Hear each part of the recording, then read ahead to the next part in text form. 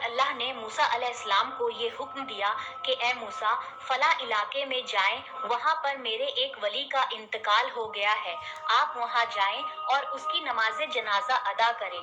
जब मूसा अलैहिस्सलाम वहाँ पहुँचे तो लोगों ने कहा कि आप यहाँ कैसे?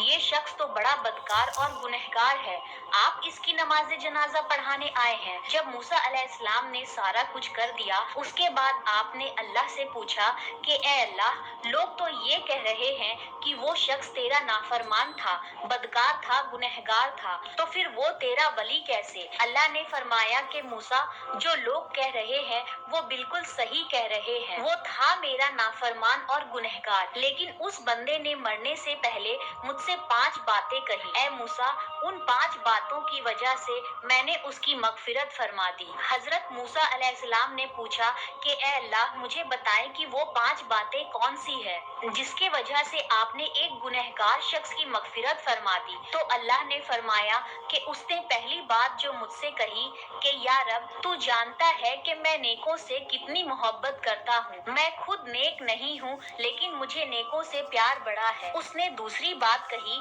कि या रब, तू जानता है कि मैं गुनहगारों से बुग़्ज़ रखता हूँ जबकि मैं खुद भी गुनहगार हूँ। उसने तीसरी बात ये कही कि या रब, अगर मुझे ये मालूम हो जाए कि मेरे जन्नत में दाखिल होने से तेरी मिल्कियत में कोई कमी आ जाएगी तो फिर मैं तेरी जन्नत का तुझसे कभी सवाल नहीं करूँगा। लेकिन मुझे पता है तेरी जन्नत बहुत बड़ी है, मेरे जाने से तेरा कुछ भी नहीं जाएगा, लेकिन मेरा बेड़ा पार हो जाएगा, तो या रब, मैं जन्नत तुझसे क्यों ना मांगू? फिर उसने कहा कि या रब, अगर मुझे ये मालूम हो जाए कि मेरे जहन्नम में दाखिल होने से तेरी मिल्कियत में इजाफा हो जाएगा तो मैं जहन्नम से तेरी पनाह भी नहीं मांगूंगा।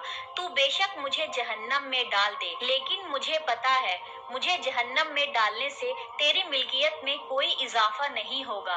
तू वैसे ही मालिक है, खालिक है और सब कुछ तेरा है। और ए मूसा, आखिरी बात जो उसने मुझसे कही कि या रब, तू मुझ पर रहम नहीं करेगा तो कौन करेगा? या रब, हम तेरी रहम की भीख लेने ही तो आए हैं।